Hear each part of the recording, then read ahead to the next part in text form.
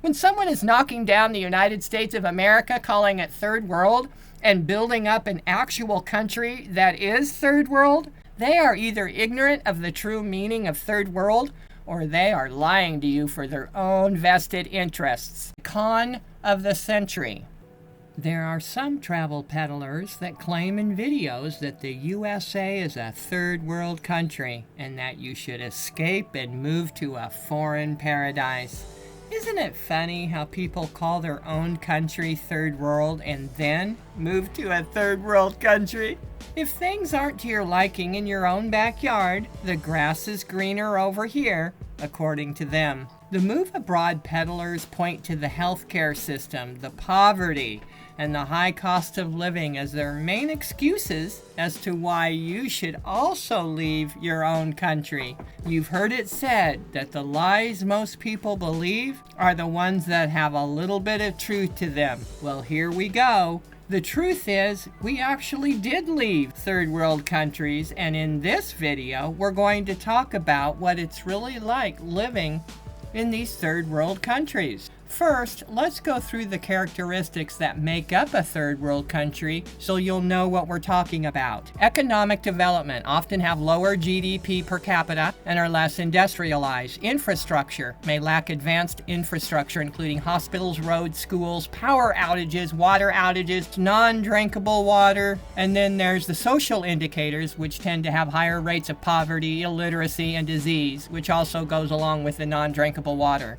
Do you know what GDP stands for? Here's the definition. GDP stands for Gross Domestic Product. It is a monetary measure that represents the total value of all goods and services produced within a country's borders. GDP is used to gauge the economic health of a nation and to compare the economic performance of different countries. Dear travel vloggers that call the USA third world, here are the top 5 GDPs of the world. The United States is number 1.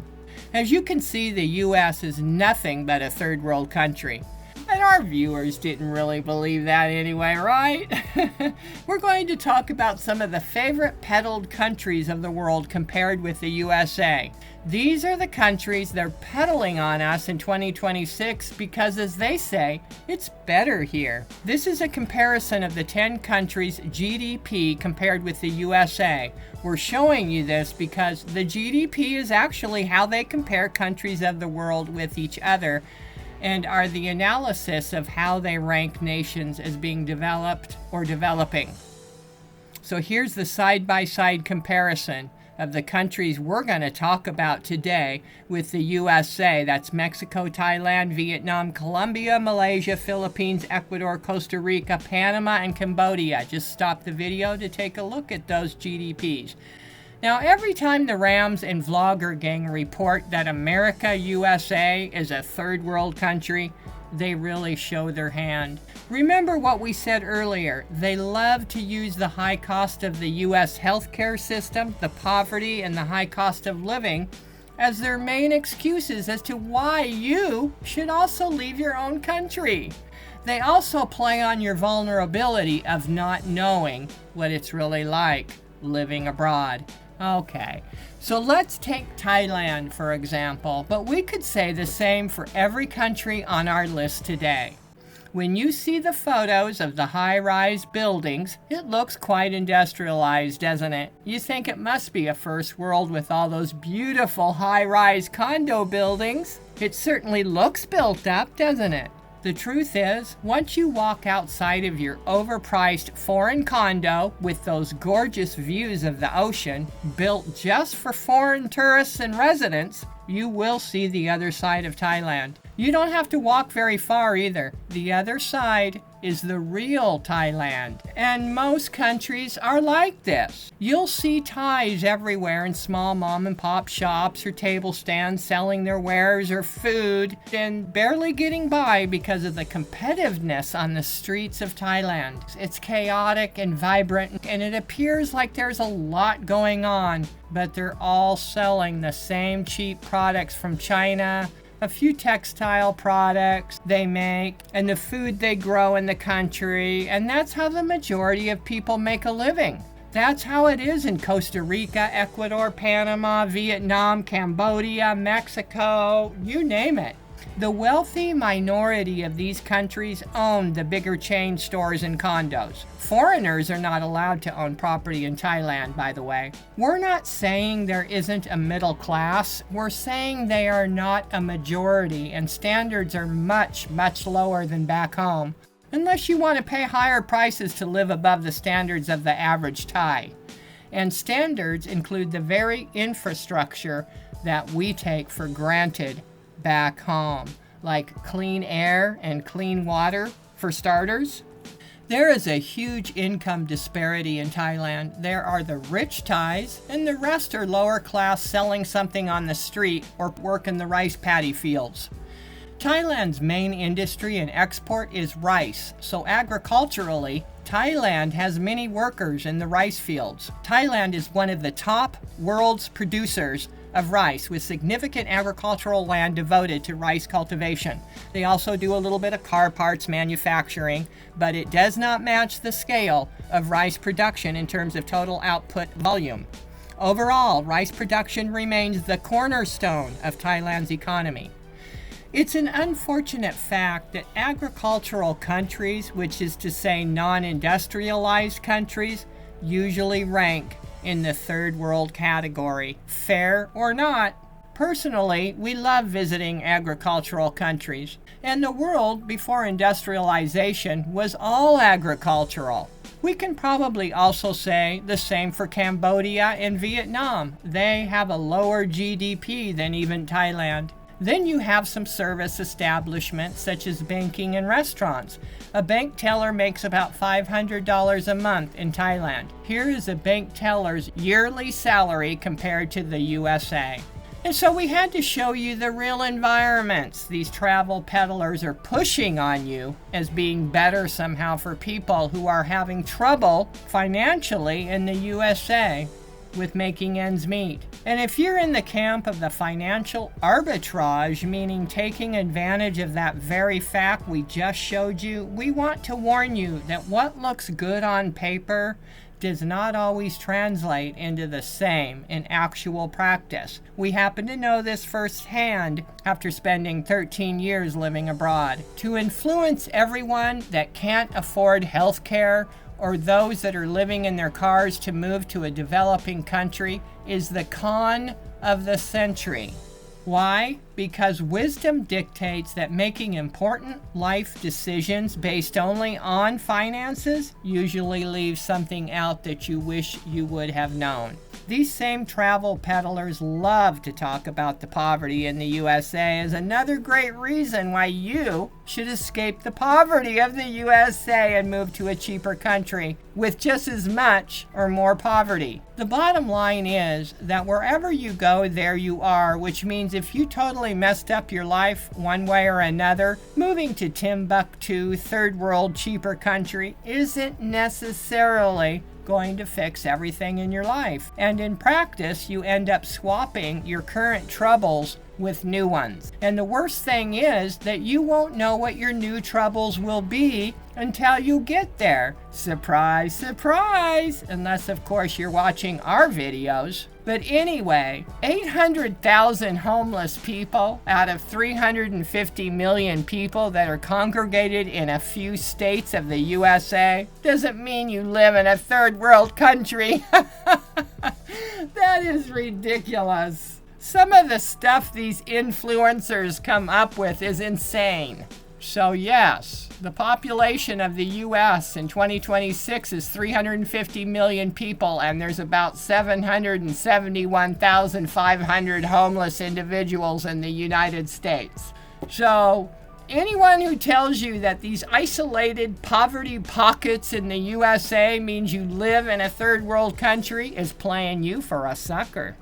But some people can't be suckered. When someone is knocking down the United States of America, calling it third world, and building up an actual country that is third world, they are either ignorant of the true meaning of third world, or they are lying to you for their own vested interests, whatever that may be. Moving on to number 2 on this list for the characteristics of a third world country is infrastructure. Now, one time in Cuenca, Ecuador, the water went out for 4 days. This is a true story. And we had to haul buckets up from the river to flush our toilets. Thank goodness we had our 3 sons with us. Imagine not having water for 4 days. That has never happened to us in the U.S. Ever. Never. And this was after the Rams were telling everyone those magic buzzwords of the infrastructure is improving. The infrastructure is always improving in developing countries. It's always improving. In Salinas, Ecuador, and northern Baja, Mexico, and Puerto Vallarta, Mexico, and little villages even in southern Italy, all the areas we have lived and spent a lot of time in, the oceans are polluted with sewage. Ensenada, Mexico has become a big expat enclave, and the beaches were so polluted that they had to close them down. They didn't want anyone walking on the sand in fear they would track the filth off the beach onto the streets. No kidding, true story. We used to live there for 3 years. San Diego has been trying to get Baja to stop pouring raw sewage into the oceans for decades now. Raw sewage from Tijuana, Mexico is entering the ocean at a rate of approximately 40 million gallons per day. This happens periodically in Salinas, Ecuador. They just let her loose. We wonder what those Dallas Texans that bought that beachfront property thought about that sewage draining right in their bay there in Salinas, Ecuador. We met them there on the boardwalk one day while we were actively trying to discourage people from making the worst mistake of their lives. We wonder, did they have to sell at a loss? Usually they do. Did you know there are some travel peddlers that have called Salinas, Ecuador, the new Miami? Okay, now I'm really laughing. We're just shaking our head. This always happens in poor countries that have expensive high-rise condos for the unbeknownst foreigner to rent and buy. Only later do foreigners realize they can't sell their way overpriced condos. Moving on to the real shocker, there are some travel peddlers that claim that the USA is the only country with microplastics in the water. The USA is not even in the top 10 list of the most microplastics in the water. Guess where it is? It's Southeast Asia. Plastic pollution is a significant issue in Thailand's water bodies. The country is one of the largest contributors to ocean plastic waste. You may be thinking, but the water isn't drinkable in Thailand anyway. Yes, but you do eat the food, don't you? Okay, then. So here is a graph showing the countries with the most microplastics in the water. Just slow down the video if you have to and stop and take a look at that. You know, it's terrible stewardship, corrupt administrations, and or mismanagement over the years that has caused all of the microplastics in our water systems. But that does not make the USA a third world nation, okay? And take a look at this. Besides microplastics in the water in these countries, they also have sewage in the water. Have you ever tried to filter that out in a place that doesn't even sell those filters? And even if they do, it's on your food too. How do you filter that out? Just a drop left in a washed glass can give you parasites. Then they multiply in your gut. But we won't spend too much time about the parasites since we've talked about it so much already on this channel. However, this part is crucial to understand, which is left out of 100% of logging, pumping, RAM circuit information. And so you really need to know this. The USA keeps sewage and drinking water sources separate in most instances. In any case, no previously sewaged water is ever released back into drinking water sources without extensive and contemporary water cleaning methods. This is not the case in third world countries, and we would argue that this is one of the main characteristics of a so-called developing country, that they never ever actually develop. Case in point, Mexico. There was sewage in their water in the 1980s when we went on vacation, and 45 years later, there's still sewage in their drinking water. And a local Mexican told us it's that way in all of Mexico, and ditto almost all foreign countries too. We don't say this with pleasure. It's a bastardization of stewardship of the earth. The water and food can and will make you deathly ill, and you can become so sick and disappear from this planet from the water in developing countries. The citizens from these developing countries have to treat themselves every 6 months for parasites. No luxury condo high-rise with beautiful tropical beach and sunset views can make the parasites and bacteria go away when you move to a third world country. It's still going to be there. But non-potable water doesn't necessarily make a country third world by itself either. But lack of industrialization, infrastructure, and the income disparity, poverty and crime, and mismanagement of systems does. We have to put things into perspective.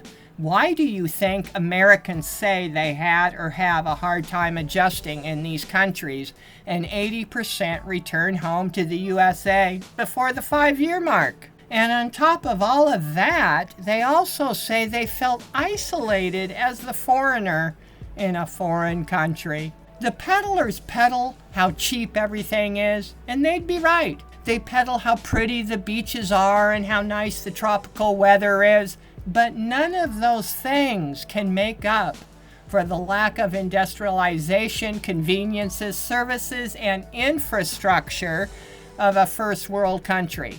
Not to mention, you can speak the language in your own country and understand what everyone is saying. Remember, we lived in developing nations for 13 years. We're not here to disparage any country or any peoples of other countries. That's not the point of this video. We simply want to show you how you're being played by the travel gurus. Developing nations have some of the nicest people, and many of them will tell you themselves that the USA is better all around for raising a family and making money. Interestingly, we've had more than one Mexican tell us they prefer the USA, and it's not just financial either. Go figure. Many Ecuadorians also told us they wish they could move to America with their families and start a new life in the USA. They don't call the USA a third world country either, and they won't, okay? And we think a lot of countries on that list would say the same thing. The USA is getting cleaned up. The crime is decreasing everywhere, while crime in every single country on this list has crime increasing. So how do you like them apples? So let's talk a little bit about the health and the healthcare. The peddlers think if you can't afford healthcare in the USA, to just move abroad and get your healthcare for free. But because more and more foreigners are moving to these cheaper countries and using the free healthcare, many of these systems are collapsing. That means long waiting lines and maybe not great of service either. The free healthcare systems are drastically changing abroad. Many governments now mandate that foreigners be insured, and it has to be with the coverage that they want you to use and they provide, and then pay a monthly fee. Here is a few of those countries. So the healthcare systems abroad are changing quickly, and it certainly does not surprise us in the least. So we had to share our 2 cents today because the propaganda is just too much, especially how the USA is a third world and you gotta leave it now so you can go live in a third world country. Don't get suckered. So yes, we left third world countries and returned back to the USA. It was inevitable. Let's just say, at first we did get suckered, but we figured it out right away. And that was when we stopped promoting countries. Okay? So thanks for watching today. Take care and bye-bye.